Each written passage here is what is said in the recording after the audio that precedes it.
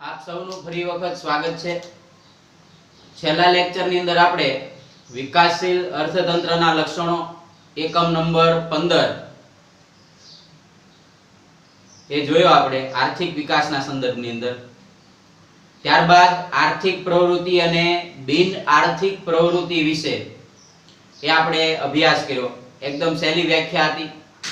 તો આર્થિક પ્રવૃત્તિ એટલે શું, બિન આર્થિક પ્રવૃત્તિ એટલે શું, તો આ બે પ્રવૃત્તિ વિશે અભ્યાસ કર્યો ને કાલે મેં થોડો ચિતાર પણ આપી દીધેલો કે હવે પછીના લેક્ચરની અંદર આપણે ભારતનું વ્યાવસાયિક માળખું એનો અભ્યાસ કરવાનો છે।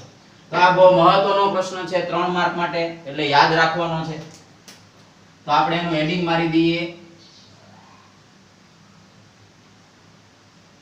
ભારતનું व्यावसायिक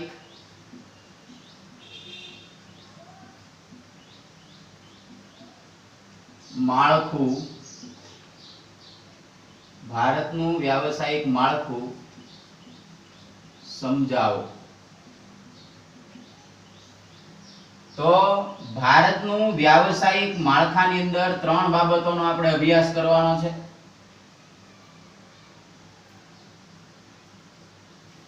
ચાલો, તો ભારતના વ્યાવસાયિક માળખાની અંદર મેં ગઈકાલે કીધું હતું એમ કે વ્યાવસાયિક માળખામાં 3 બાબતો છે એ સમાવિષ્ટ છે।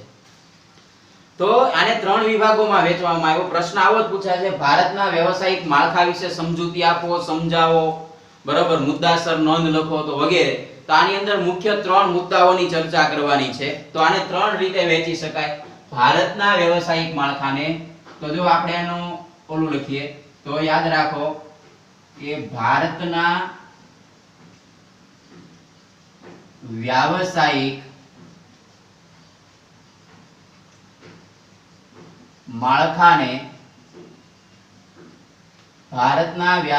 માળખાને 3 વિભાગોમાં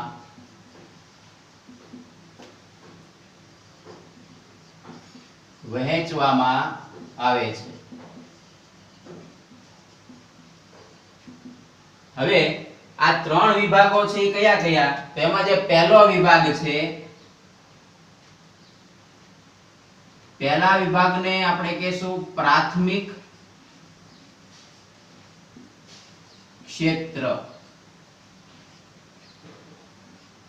પ્રાથમિક ક્ષેત્ર, ચાલો, તો પહેલા વિભાગની અંદર જે છે પ્રાથમિક ક્ષેત્ર છે। તો આ વિભાગની અંદર સીધી વસ્તુ છે, જો ત્રણ ભાગ પાડી શકાય। એક પ્રાથમિક ક્ષેત્ર, એક માધ્યમિક અથવા તો ઉદ્યોગ ક્ષેત્ર, અને ત્રીજું છે એને કહેવાય સેવા ક્ષેત્ર, બરાબર। પ્રાથમિક ક્ષેત્ર, માધ્યમિક અથવા તો ઉદ્યોગ ક્ષેત્ર, અને ત્રીજો જે ભાગ છે એને આપણે કહેશું સેવા ક્ષેત્ર। ચાલો, તો હવે પ્રાથમિક ક્ષેત્ર એટલે શું? તો કે ભાઈ દેશની અંદર કે જે વિકાસશીલ રાષ્ટ્રો છે, તો વિકાસશીલ રાષ્ટ્રોની અંદર એક પરિસ્થિતિ છે તો કે ભાઈ અહીંયા પ્રાથમિક ક્ષેત્રોનું પ્રભુત્વ વધારે હોય। તો પ્રાથમિક ક્ષેત્ર એટલે શું? તો આપણે પહેલા એને લખી નાખીએ જેથી કરીને આપણને સરળતાથી સમજાઈ જાય। તો યાદ રાખો, આ વિભાગમાં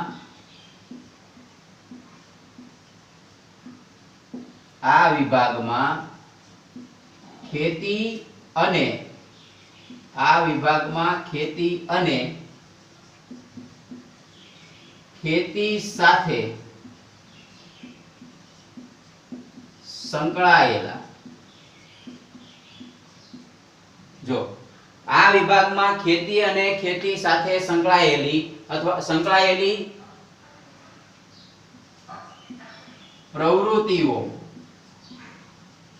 પ્રવૃત્તિઓનો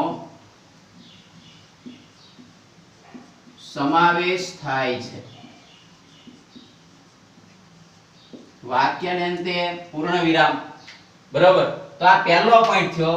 હવે આ જો વ્યાવસાયિક માળખું એટલે શું કે ભારતનું જે અર્થતંત્ર છે એ અર્થતંત્ર કઈ રીતે કાર્ય કરે છે, એ અર્થતંત્રને કાર્ય કરવા માટે કયા કયા વિભાગોની જરૂર પડે છે, એટલા કેટલા વિભાગોમાં થાય છે, બરાબર। તો આની અંદર જ આપણને કહી દીધું કે આ વિભાગમાં ખેતી અને ખેતી સાથે સંકળાયેલી પ્રવૃત્તિઓનો સમાવેશ થાય એટલે ઈ જે છે એ પ્રાથમિક ક્ષેત્ર થઈ ગયું. હવે ખેતી અને ખેતી સાથે સંકળાયેલી, હવે તમે વિચારો તો કે ભાઈ ખેતી તો આવી ગયું, ખેતી સાથે સંકળાયેલી અન્ય પ્રવૃત્તિઓ કઈ છે? તો અન્ય પ્રવૃત્તિઓ જો આપણે તો આપણને અહીંયા કીધું કે ખેતી સાથે સંકળાયેલી પ્રવૃત્તિઓનો સમાવેશ થાય છે. તો એવી પ્રવૃત્તિ કઈ? તો એમાં આવશે જેમ કે પહેલું આવશે પશુપાલન, બરાબર. પછી આવશે પશુ સંવર્ધન. જો પશુપાલન અને પશુ સંવર્ધન બેમાં ફેર. પશુપાલન એટલે પાળવાની જાત છે અને સંવર્ધન પાળવાની વાત છે, અને પશુ સંવર્ધન એટલે પશુઓની સાચવણી કરવી, નવી જાતો વિકસાવી વગેરેના સંદર્ભમાં આપણે કહી શકીએ, બરાબર. તો જો પશુપાલન, પશુ સંવર્ધન, એવી જ રીતે મરઘા,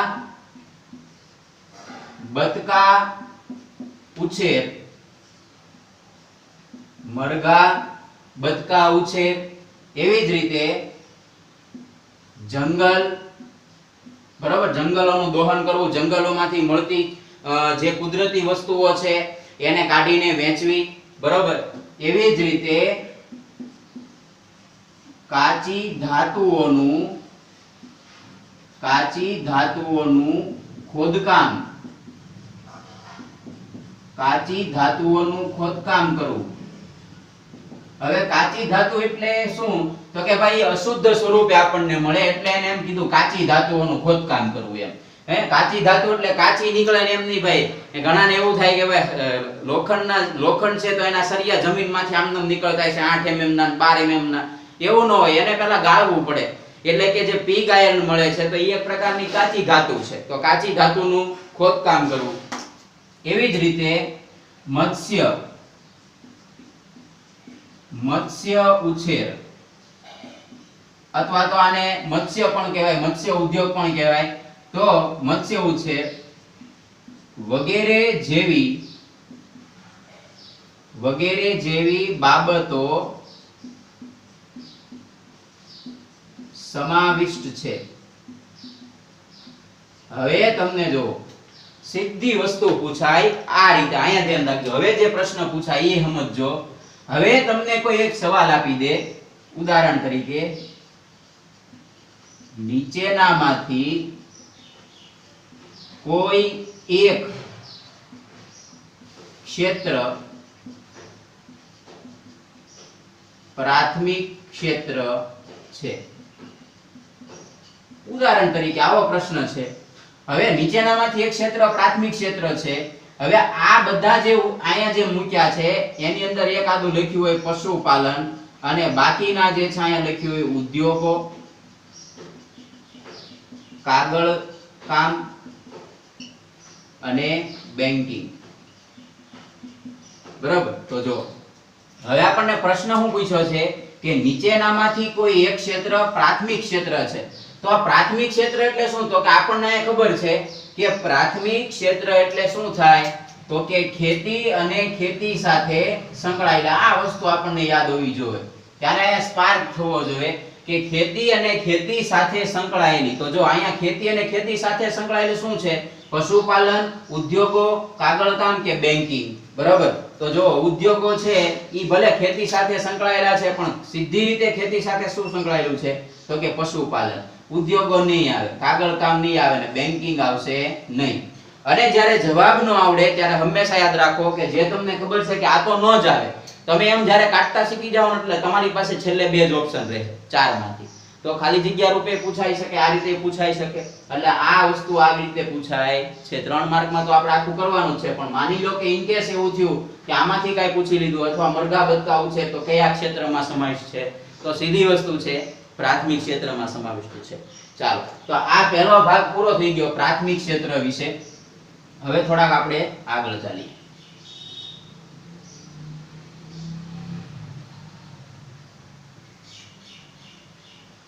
હવે જો એની પછીનું જે ક્ષેત્ર છે જેને આપણે કહીશું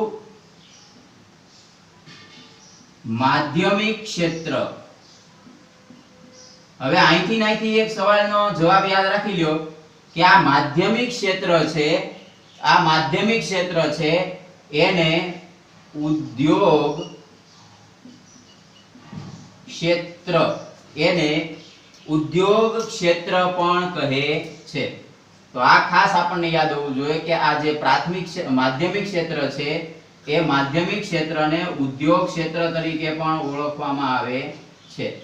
ચાલો, તો આ સવાલ આપણો થઈ ગયો અને જવાબ પણ આપણને મળી ગયો. એટલે તમને ખબર હોવી જોઈએ કે માધ્યમિક ક્ષેત્રને બીજા કયા નામે ઓળખવામાં આવે છે.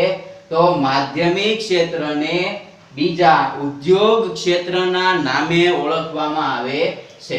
હવે એના વિશે આપણે થોડીક બાબતો અહીંયા નોંધ કરીએ, જેમ આની અંદર નોંધ કરી. તો જો અહીંયા ધ્યાન રાખજો તો કે આ વિભાગમાં, હવે આમાં ગોખવાની કાંઈ જરૂર નથી. અહીંયા માધ્યમિક ક્ષેત્ર કદાચ ન ખબર પડે તો ઉદ્યોગ ક્ષેત્ર સીધી વસ્તુ છે કે અહીંયા ખેતી અને ખેતી સાથે સંકળાયેલી પ્રવૃત્તિ. તો અહીંયા કેની છે તો કે ઉદ્યોગ અને ઉદ્યોગો સાથે સંકળાયેલી પ્રવૃત્તિ છે. તો આ વિભાગમાં નાના પાયાના ઉદ્યોગોથી લઈને મોટા પાયા પરના, આ વિભાગની અંદર નાના પાયાના ઉદ્યોગથી લઈને મોટા પાયા પરના ઉદ્યોગો, મોટા પાયા પરના ઉદ્યોગો સમાવિષ્ટ છે. આ આપણો પહેલો પોઈન્ટ થઈ ગયો. બરાબર.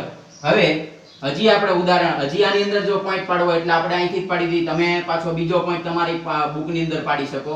અહીંયા લીટો કરો એટલે આપણને ખબર પડે, કારણ કે આપણે અહીં જગ્યાનો છે યુઝ થઈ જાય. તો એનો ક્ષેત્ર શું થઈ ગયો તો કે બાંધકામ પ્રવૃત્તિઓ, બાંધકામ પ્રવૃત્તિઓ અથવા તો એમ કહી શકાય, એમ કહી શકાય કે ટાંકણીથી માંડીને, ટાંકણીથી માંડીને મોટા યંત્રો સુધીનું, મોટા યંત્રો સુધીનું ઉત્પાદન કરવામાં આવે છે. તો આ ખાસ યાદ રાખો. બરોબર. જો કે આપણને પહેલા કીધું પ્રાથમિક ક્ષેત્ર. તો પ્રાથમિક ક્ષેત્રમાં શું હતું તો કે આ વિભાગમાં ખેતી અને ખેતી સાથે સંકળાયેલી પ્રવૃત્તિ સમાવિષ્ટ છે. જ્યારે બીજા લેવલની અંદર શું છે જો તો કે અહીંયા તૈયાર થયેલું જે ઉત્પાદન છે, જોજો અહીંયા તૈયાર થયેલું ઉત્પાદન છે એ આની અંદર કાચા માલ તરીકે વપરાતો હોય. સપોઝ વિચારો કે પ્રાથમિક ક્ષેત્ર છે તો ખેતી કરી, ચલો વિચારો કે એમાંથી જે છે કપાસ મળ્યો કે સિંગ મળી. તો જે કપાસ મળ્યો એમાંથી કપાસ છે એ આનું તૈયાર ઉત્પાદન છે, પણ ઉદ્યોગોની અંદર એ કાચા માલ તરીકે કાપડ બનાવવામાં ઉપયોગી થશે. સમજાય છે? એવી જ રીતે સિંગ છે તો સિંગ જે છે આનું તૈયાર ઉત્પાદન છે. બરોબર. અથવા તો આનો જે છે ધ્યેય છે એ પૂરું થઈ ગયું, પણ અહીંયા જે છે આનું જે તૈયાર ઉત્પાદન છે એ તો અહીંયા કાચા માલમાં વપરાય છે. એમાંથી સિંગનું તેલ બનાવવામાં આવે અથવા તો સિંગમાંથી અવનવી બીજી કોઈ ચીજ વસ્તુઓ બનાવવામાં આવે ખોરાકની. તો આ તમામ બાબતો જે છે માધ્યમિક ક્ષેત્ર કે ઉદ્યોગ ક્ષેત્રની અંદર આવે છે. તો નાના પાયાના ઉદ્યોગથી મોટા પાયાના. હવે જો નાના પાયાના ઉદ્યોગો એટલે કે જેની અંદર મૂડી રોકાણ પણ ઓછું હોય, જેની અંદર ઉત્પાદન પણ ઓછું હોય, જેની અંદર માનવ શ્રમની સંખ્યાનું જે છે એ પણ પ્રમાણ ઓછું હોય, તો એને નાના પાયા પરના કહેવાય. એ લોખંડ પોલાદ ઉદ્યોગ છે એ મોટા પાયા પરનો ઉદ્યોગ છે. બરાબર. કારણ કે લોખંડ પોલાદ ઉદ્યોગની અંદર શું હોય તો કે ભાઈ એ ઉદ્યોગની અંદર જબરદસ્ત મૂડી રોકાણ જોવે, એની માટે શ્રમબળ વધારે જોવે, માલ સામાન આસપાસના વિસ્તારોમાં ન મળતો હોય તો દૂરથી પણ મંગાવવો પડે. તો એ મોટા પાયા પરના જેની અંદર બહુ જબર મૂડી રોકાણ જોવે, તો એ બધા છે એ સમાવિષ્ટ છે. ચાલો હવે એની પછી જોઈએ ત્રીજું જે ક્ષેત્ર છે છેલ્લું આનું. તો ત્રીજું ક્ષેત્ર તમે બધા જાણો છો એમ છે સેવા ક્ષેત્ર.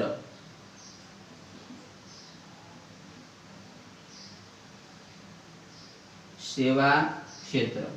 ચાલો હવે એના વિશે આપણે આગળ આવીએ. તો જો એક વસ્તુ યાદ રાખો, આ પાઠ્યપુસ્તકમાં આપણે ન આપ્યું તો યાદ રાખવાનું. તો સેવા કોને કહેવાય? તો જો માનવીને આપી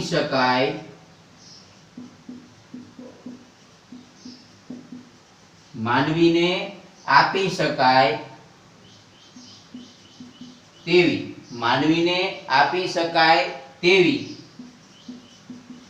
સેવાઓનો અહીં સમાવેશ કરવામાં આવે છે.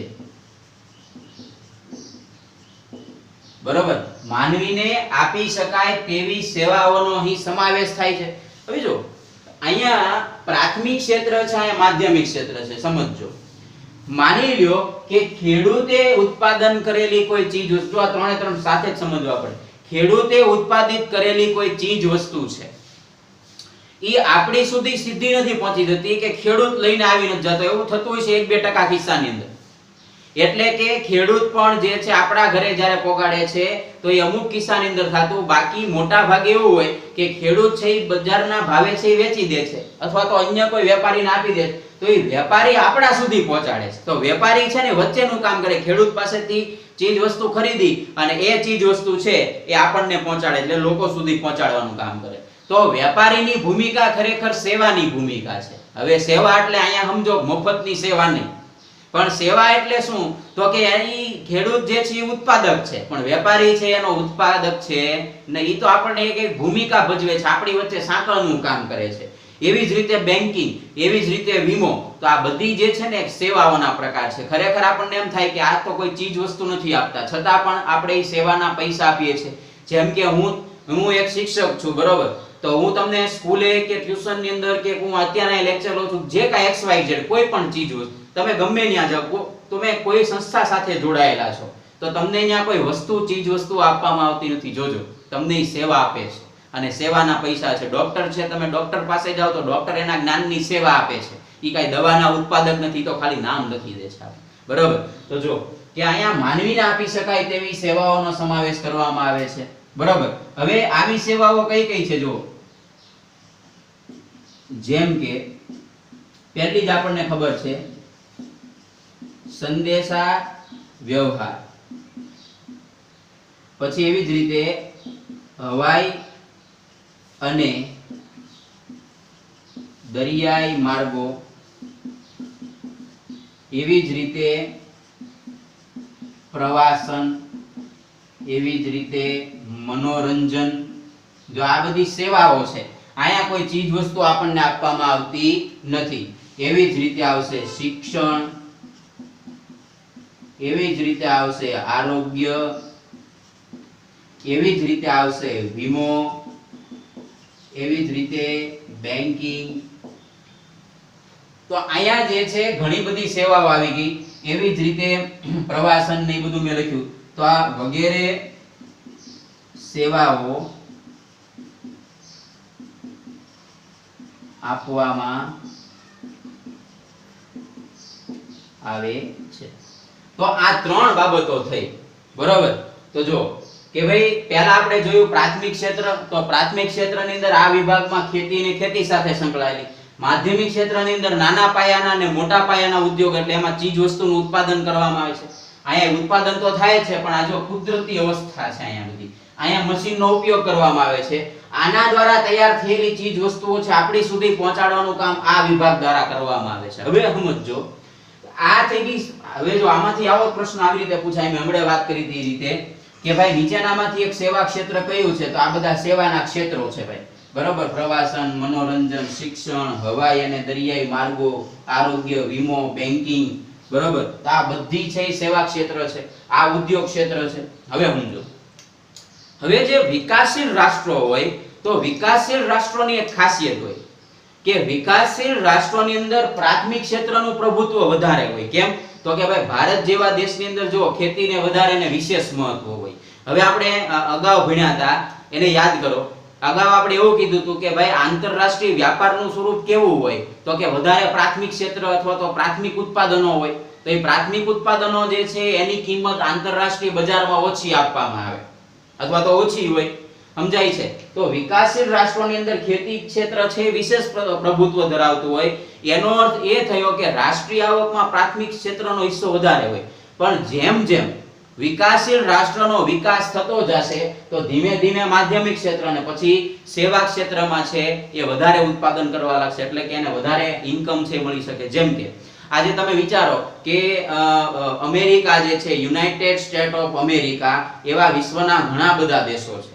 એ બધા દેશો અત્યારે જો ઇન્ફોર્મેશન ટેકનોલોજી આઈટી ચતુર્થક પ્રકારની સેવા આપે છે, આપણો ડેટા સાચવે છે. તમે જો કે ગૂગલ ક્રોમ ની અંદર અત્યારે આપણે ઘણી બધી સુવિધાઓ છે મેળવતા હોઈએ છીએ. કોઈ ઇમેજ જોતી હોય તો ફટાક દઈને સર્ચ મારીએ છીએ, જો એ સેવા છે એક પ્રકારની આધુનિક સેવા. એના પૈસા આપણી પાસેથી લેવામાં આવે છે, આપણે એનું રિચાર્જ કરાવીએ છીએ, બરોબર? તો આ બધી સેવાના વિભાગો તરીકે આપણે એને ઓળખીએ છીએ. ભવિષ્યની અંદર જે છે આજે શિક્ષણ આજે ઓનલાઈન થયું તો એક પ્રકારની સેવા છે, બરોબર? પણ કેવી સેવા? તો કે ભાઈ અત્યારની આધુનિક સેવામાં એનો સમાવેશ થાય. એટલે જ અહીંયા લખેલું છે, જો અહીંયા લખ્યું છે શિક્ષણ, બરોબર, મનોરંજન, પ્રવાસન, આ બધી સેવાઓ છે. ચાલો, તો પ્રાથમિક છે તો ભારતના વ્યવસાયિક માળખાને 3 વિભાગમાં વહેંચવામાં આવે છે: પ્રાથમિક ક્ષેત્ર, માધ્યમિક ક્ષેત્ર અને સેવા ક્ષેત્ર. પ્રાથમિક ક્ષેત્ર, બીજું માધ્યમિક અથવા તો એને ઔદ્યોગિક ક્ષેત્ર પણ કહેવાય, અને ત્રીજું છે સેવા ક્ષેત્ર. તો વિકાસશીલ રાષ્ટ્રોમાં પ્રાથમિક ક્ષેત્રનું પ્રભુત્વ વધારે હોય, જેમ જેમ વિકાસ થતો જાય એમ છે સેવા ક્ષેત્રનું પ્રભુત્વ વધે, અને જેમ સેવા ક્ષેત્રનું પ્રભુત્વ વધે એમ રાષ્ટ્રની આવકમાં પણ વધારો થાય છે. તો આટલી બાબત ખાસ યાદ રાખવાની. તો અહીંયા હેડિંગ મારી દઈએ, ઉત્પાદનના સાધનો. 3 માર્ક્સ ની અંદર આવી શકે.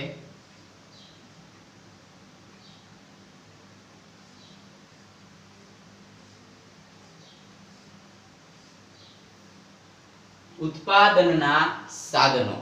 હવે જો ઉત્પાદનના જે સાધનો છે એ તો ઘણા બધા છે, પણ ઉત્પાદનના જે મુખ્ય સાધનો છે એની ચર્ચા આપણે કરવાની છે. હવે ઉત્પાદનના સાધનો એટલે શું? તો કે જેના દ્વારા ઉત્પાદન મેળવી શકાય. પણ ઉત્પાદન એટલે શું? તો કે કાંઈક ચીજ વસ્તુઓ ઉત્પન્ન કરવી, મેળવવી, એને શું કહેવાય? ઉત્પાદન. દાખલા તરીકે હું અત્યારે અહીંયા તમારી સમક્ષ બોલું છું તો જ્ઞાનનું ઉત્પાદન કરું છું, બરાબર છે? એવી જ રીતે કોઈ ખેડૂત છે ખેતી કરે તો ઉત્પાદન કરે છે. એવી જ રીતે કોઈ ઉદ્યોગ છે કાર બનાવે છે તો એ કારનું શું કરે છે? ઉત્પાદન કરે છે. તો ઉત્પાદનના સાધનો. હવે ઉત્પાદનના સાધનો એટલે કે ઉત્પાદન આમનામ કાર બનીને બહાર નીકળી જાય ને રોડ ઉપર આંટા મારવા મળશે એવું નહીં બને, બરાબર? એની માટે ઘણા બધા સાધનો બીજા જોશે. જેમ કે મારે આ બોર્ડ ઉપર લખવા માટે માર્કર જોવે છે તો આ મારું સાધન છે. ખ્યાલ આવી ગયો? ચાલો હવે સમજીએ. તો ઉત્પાદનના જે સાધનો છે એ ઉત્પાદનના સાધનો કેટલા છે? 4 છે. તો અહીંયા આપણે એક નોંધ કરી નાખીએ, આ ખાસ યાદ રાખો. તો ઉત્પાદનના મુખ્ય સાધનો કેટલા છે ભાઈ? 4 છે, બરોબર? ઉત્પાદનના મુખ્ય સાધનો કેટલા છે? 4 છે. હવે આપણે જોઈએ 4 કયા કયા છે.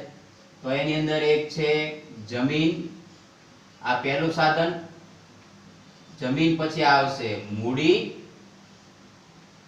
પછી આવશે શ્રમ.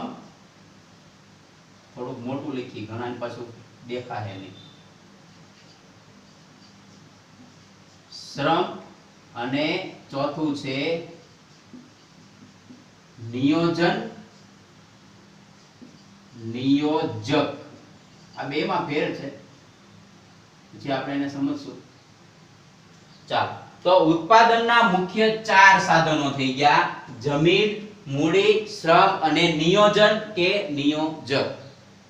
બધામાં હરખું નથી. જો અહીંયા ફરક છે તો જો પહેલી વસ્તુ યાદ રાખો, જમીન, મૂડી, શ્રમ અને નિયોજન. હવે જો તમને સીધી રીતે સીધો સવાલ આવો પૂછીએ કે ભાઈ જમીનની વ્યાખ્યા આપો, આમ નામ સીધો સવાલ. જમીન એટલે શું? બરાબર, સંકલ્પના સમજાવો. મૂડી, સંકલ્પના સમજાવો. શ્રમ, તો કોઈ પણ રીતે સવાલ છે પૂછાઈ શકે. અને ઉત્પાદનના સાધનો માર્ક 3 ની અંદર પણ આખો પૂછી શકે. તો ચાલો હવે આપણે એની અંદર અભ્યાસ શરૂ કરીએ. તો એમાં આપણો પહેલો મુદ્દો છે એ છે જમીન.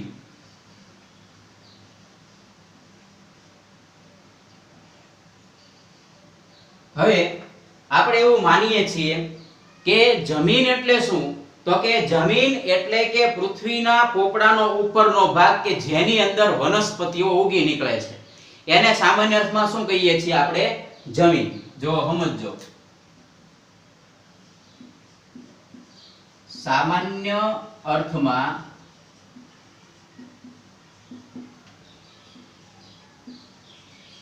જમીન એટલે પૃથ્વી સપાટીનો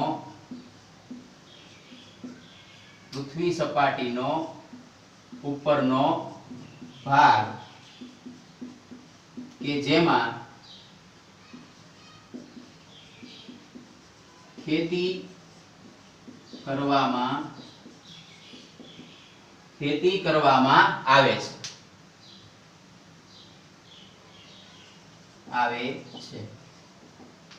હવે આપણે આવું લખ્યું સામાન્ય અર્થમાં જમીન, પણ જો ખરેખર અલગ વસ્તુ છે. પરંતુ જો યાદ રાખજો, પરંતુ અર્થશાસ્ત્રની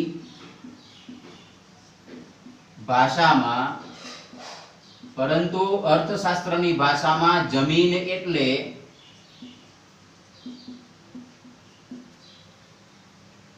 જેમાં ખનિજો, વનસ્પતિ, ખીણો, ભૂપૃષ્ઠ વગેરે બાબતોનો સમાવેશ કરવામાં આવે છે. તો આ પહેલી બાબત થઈ ગઈ જમીન વિશે. તો અર્થશાસ્ત્રની ભાષામાં જમીન એટલે ખનિજો, વનસ્પતિ, ખીણો, ભૂપૃષ્ઠ, બરાબર, એની પર આવેલા પાણીના સ્ત્રોતો, આ તમામ જે છે એનો આપણે જમીનમાં સમાવેશ કરી શકીએ છીએ. ચાલો, તો આ વાત થઈ જમીનની, બરાબર. તો જમીન જે છે એના વિશે આપણે એટલી ચર્ચા કરીએ. હવે થોડુંક આગળ જોઈએ એના વિશે. તો આ જમીન વિશે આપણે એટલું જોયું. હજી એક બાબત આવશે જમીનની અંદર કે ભાઈ આની અંદર પર્વતો અને નદીઓ અને તળાવો ને બધું આવી ગયું, તો એને જમીન કહેવાય અર્થશાસ્ત્રની ભાષામાં, બરોબર. કારણ કે મેં બધું ન લખ્યું પણ ભૂપૃષ્ઠ લખ્યું એટલે આવી ગયું. હવે જો તો આમ જમીન એ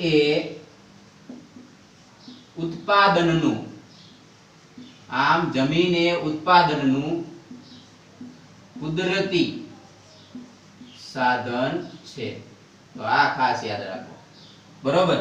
તો આપણને એવું કીધું ભાઈ જમીન એ ઉત્પાદનનું કેવું સાધન છે? તો જમીન એ ઉત્પાદનનું કુદરતી સાધન છે. કારણ કે જમીન છે કુદરત દ્વારા આપવામાં આવેલી છે, એટલા માટે કીધું કે જમીન એ ઉત્પાદનનું કેવું સાધન છે? તો જમીન ઉત્પાદનનું કુદરતી સાધન છે. ચાલો, તો આ જમીન વિશે આપણે વાત કરી, પછી એના વિશે આપણે સમજીએ. પછી જે છે બીજો મુદ્દો છે મૂડી.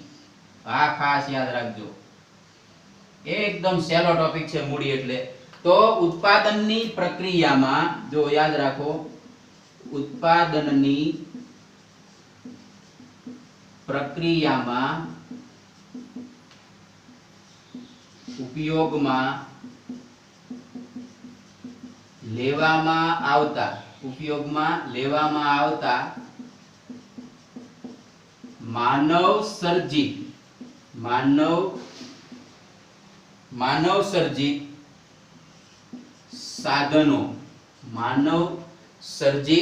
સાધનો, પછી સાધનો જેવા કે કોણ? તો કે ભાઈ જેવા કે યંત્રો, ઓજારો, બરાબર, યંત્રો, ઓજારો, મકાનો વગેરેનો મૂડીમાં સમાવેશ કરવામાં આવે છે. આ બે બાબત થઈ ગઈ, ફટાફટ સમજી લઈએ. હવે તો સામાન્ય અર્થમાં જમીન એટલે પૃથ્વી સપાટીનો ઉપરનો ભાગ કે જેમાં ખેતી કરવામાં આવે છે, પરંતુ અર્થશાસ્ત્રની પરિભાષામાં જમીન એટલે જેમાં ખનિજ, વનસ્પતિ, ખીણો, ભૂપૃષ્ઠ, નદી, તળાવ, પર્વત વગેરેનો સમાવેશ કરવામાં આવે છે. આમ જમીન એ ઉત્પાદનનું કેવું સાધન છે? કુદરતી સાધન છે. પછી મૂડી, તો મૂડી કોને કહેવાય? તો ખાસ યાદ રાખજો, ઉત્પાદનની પ્રક્રિયામાં ઉપયોગમાં લેવામાં આવતા, જો ખાસ ઉત્પાદનની પ્રક્રિયામાં ઉપયોગમાં લેવામાં આવતા માનવ સર્જિત સાધનો જેમ કે યંત્રો, ઓજારો, મકાનો વગેરેનો મૂડીમાં સમાવેશ કરવામાં આવે છે. ચાલો હવે એટલું રાખીએ, પછીના 2 પોઈન્ટ છે નેક્સ્ટ લેક્ચરમાં જોશું પાછા. તો ત્યાં સુધી વિડિયો જોવો ખાસ અને અંત સુધી જોવો, અને પ્રશ્નો થાય તો તમે મને પૂછી શકો છો. આભાર.